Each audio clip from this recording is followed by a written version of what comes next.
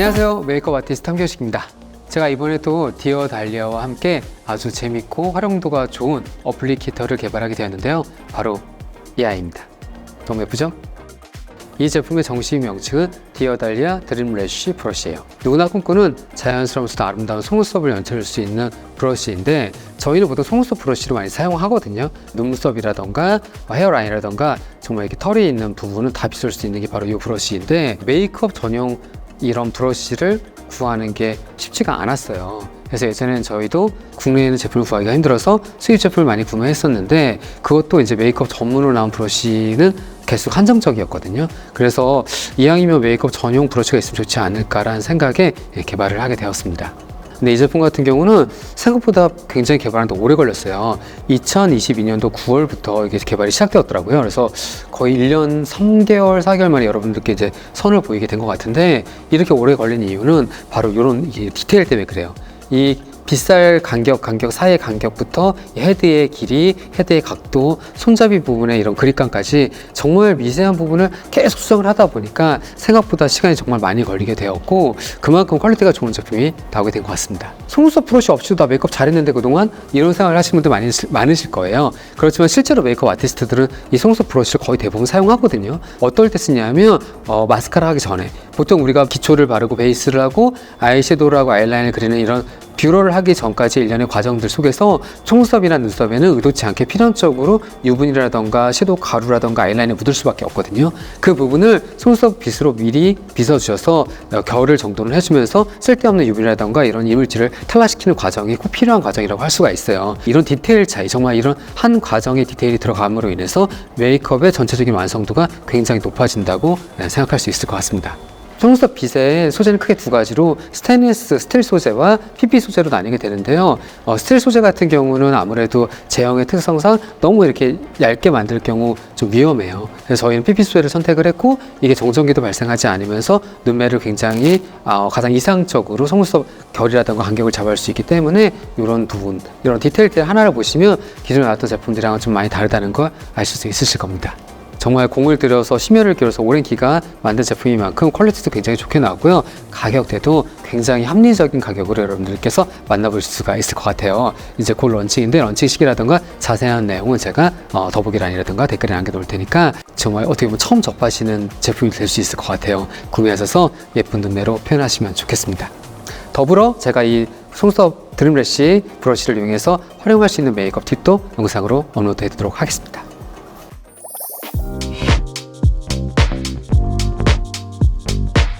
첫 번째 메이크업 먼저 시작해 보도록 하겠습니다. 첫 번째 룩은 모델 속눈썹을 그대로 활용한 내추럴한 메이크업이 될 거라서요, 베이스부터 색조까지 자연스러운 느낌으로 한번 표현해 보도록 하겠습니다. 메이크업을 처음 시작하시는 20대 초반, 10대 후반 이런 분들이 활용하기, 경험하기 좋은 그런 메이크업 룩이 될 것 같습니다.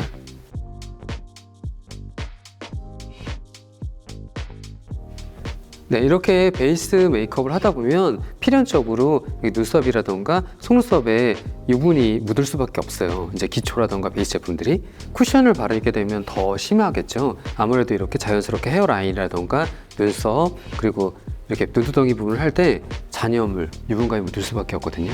이런 부분이 눈썹을 그릴 때 눈썹을 너무 진하게 표현되는 요소가 되기도 하고, 속눈썹 같은 경우는 마스카라를 번지게 하거나 아이라인을 번지게 하는, 또 컬링이 예쁘게 올라가지 않게 방해하는 요소가 되기도 합니다. 이렇게 베이스는 이제 마무리가 됐고요. 전체적인 룩에 어울릴 만한 좀 여리여리한 그런 색조를 좀 얹어보도록 할게요. 피치빛에 핑크빛도 살짝 들어가 있어요. 그래서 이런 컬러가 크게 톤에 상관없이 활용하기 좋은 컬러거든요. 밑에 부분은 경계가 지면 안 되고요.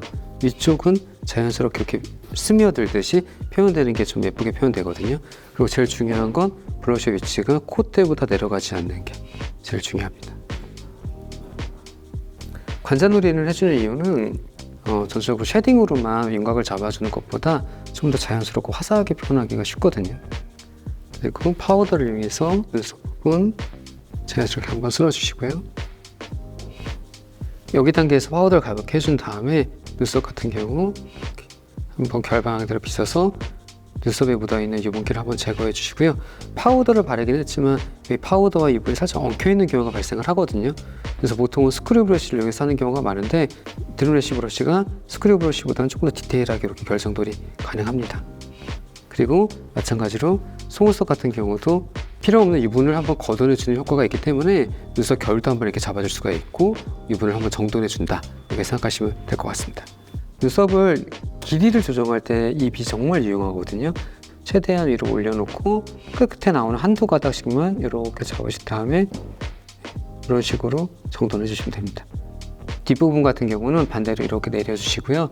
이렇게 결방을 내준 다음에 또 마찬가지로 튀어나오는 한두 가닥이 있을 거예요. 이렇게 모델은 눈썹이 어느 정도 지금 정돈이 잘 돼 있어가지고 그런데 아마 일반 분들은 이렇게 해보시면 확실하게 그 차이가 있으실 거예요. 전체적인 톤앤 무드가 여기는 조금 내추럴하게 될 거라 섀도우는 많이 하진 않을게요. 섀도우를 하다 보면 마찬가지로 섀도우 가루가 속눈썹에 묻는 경우가 굉장히 많거든요. 또 가루가 떨어진다거나 또 아이라인을 그릴 때도 마찬가지예요. 아이라인을 그릴 때도 속눈썹 사이를 메꾸듯이 그리다 보면 속눈썹 부분에 아이라인이 계속 묻을 수밖에 없거든요. 이런 부분을 미세하지만 정돈할 수 있는 게 바로 드림래쉬 브러쉬입니다. 마찬가지로 이렇게 아이라인을 그리는 동안 또 어쩔 수 없이 속눈썹 윗부분부터 여기 부분까지 묻을 수밖에 없겠죠. 이제 제일 중요한 컬링을 할 건데요. 컬링할 때 순서는 비슷합니다. 먼저 최대한 뿌리 가까이에 속눈썹 브러쉬를 넣어서 한번 결을 정돈을 해주세요. 이때는 이 틀어져 있는 결이 있으면 한번 자연스럽게 잡아준다는 생각으로 위아래로 이렇게 하시게 되면 아까 메이크업 할 때 묻었던 베이스 유분이라던가 그 다음에 섀도우 가루 혹은 아이라인 이런 잔여물들이 한번 싹 걷어 나오면서 눈썹의 결을 잡아줄 수 있게 됩니다. 이 작업을 먼저 해주시면 제일 좋고요.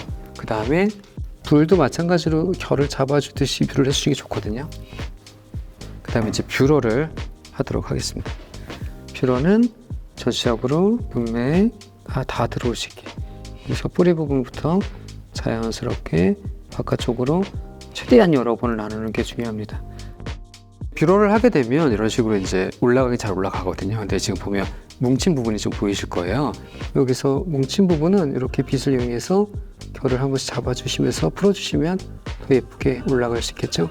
마스카라는 자연스러운 투명 마스카라를 이렇게 해주시고요. 이렇게 눈썹을 잡아주시고요. 결방에 맞춰서 자연스럽게 이렇게 발라줍니다. 네, 이렇게 마스카라를 가볍게 바르신 다음에 또 빗을 한번 빗어주게 되면 자연스럽게 마스카라 액과 눈썹을 뭉쳐주는 효과가 있어요. 그래서 원하는 예쁜 결로 쉽게 만들 수가 있습니다. 그래서 이렇게 표현하시게 되면 그동안 여러분들이 했던 정말 그런 속눈썹 표현이랑은 아주 미세하지만 정말 다른 완성도 있는 좀 한 끗 차이의 완성도가 있는 이런 아이 메이크업으로 표현할 수가 있으실 겁니다.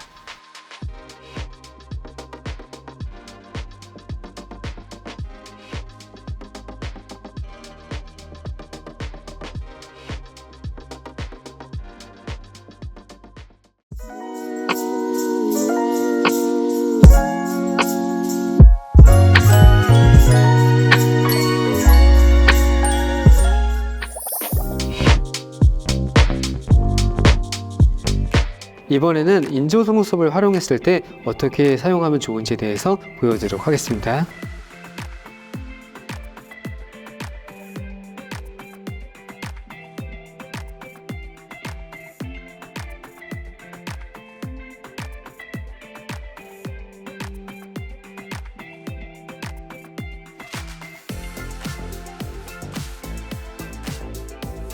마찬가지로 아이섀도우와 또 아이라인을 그리는 동안 속눈썹에 묻어있는 유분기를 먼저 제거하도록 하겠습니다.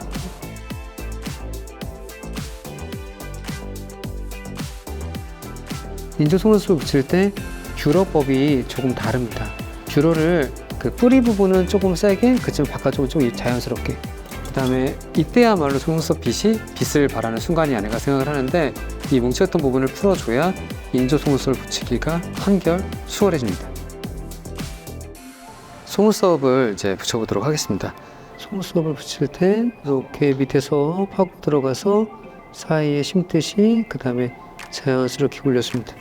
그러면 이제 우리가 컬링해 놓은 그런 각도와 유사하게 이렇게 되거든요. 붙이는 순서나 약간의 위치 그리고 이런 간격 같은 경우는 눈매에 따라서 조금씩은 다르지만 그게 변하지 않는 그런 몇 가지 법칙 같은 게 있어요. 일단 앞머리가 제일 자연스럽게 점점 길어진다. 그러다가 까만 동공이 끝나는 부분부터는 다시 자연스럽게 끝나는 게 일반적인 속눈썹 붙이는 방법입니다. 이렇게 들어가서 붙이고 이렇게 올려주면 자연스럽죠? 이 드림 래쉬 브러쉬가 가장 필요한 순간인데요. 원래 우리 결과 인중 속눈썹 결이 똑같을 수가 없거든요. 이렇게 속눈썹 결을 잡아주시게 되면 우리가 붙인 인중 속눈썹과 원래 속눈썹 결이 딱 어느 정도 이제 맞아지거든요. 이 작업이 속눈썹 브러쉬의 가장 핵심적인 요소라고 할 수가 있고요. 이렇게 빗어준 다음에 뷰러를 한번 너무 세지 않게 자연스럽게 찍어줍니다. 이제 여기서 마스카라까지 하게 되면 훨씬 더 자연스러운 그런 표현이 됩니다. 마스카라를 한번 자연스럽게 발라볼게요. 마스카라는 양을 너무 많이 하지 마시고 발라주시면 됩니다. 이럴 때 저희 드림 래쉬 브러쉬가 또 빛을 발하는 순간이 아닌가 싶은데요. 마스카라 한 다음에 또 결을 잡아주는 이런 역할까지도 아주 손쉽게 표현할 수가 있을 겁니다.